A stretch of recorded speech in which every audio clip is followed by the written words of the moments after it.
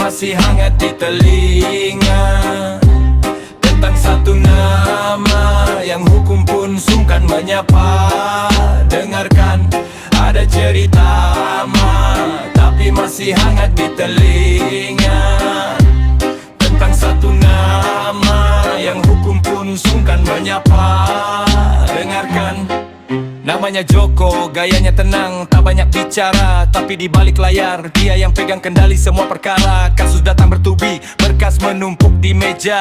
Tapi besok pagi namanya bersih, hilang tanpa sisa. Langkah kakinya ringan, tak pernah ada beban. Meski ribuan jari menunjuk, dia tetap jadi pemenang. Saksi mendadak bungkam, bukti menguap jadi asap. Joko tersenyum tipis saat yang lain tertangkap. Ada cerita lama tapi masih hangat di telinga. Tentang satu nama yang hukum pun sungkan menyapa. Dengarkan, gak ada cerita lama tapi masih hangat di telinga. Tentang satu nama yang hukum pun sungkan menyapa.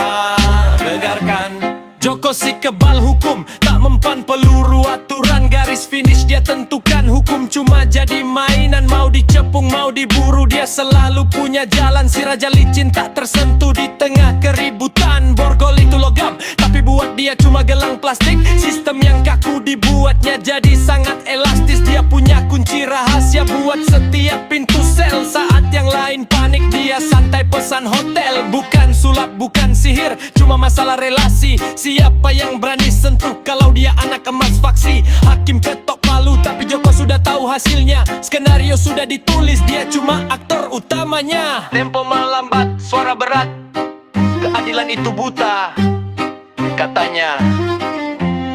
Tapi buat Joko, keadilan itu bisa nego harga. Selagi naskah masih di tangan, dia takkan pernah jadi pesakitan.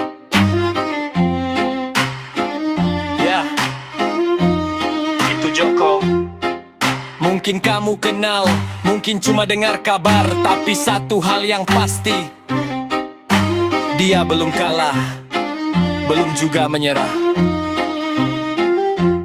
Ada cerita lama tapi masih hangat di telinga. Tentang satu nama yang hukum pun sungkan menyerah. Dengarkan, ada cerita lama masih hangat di telinga.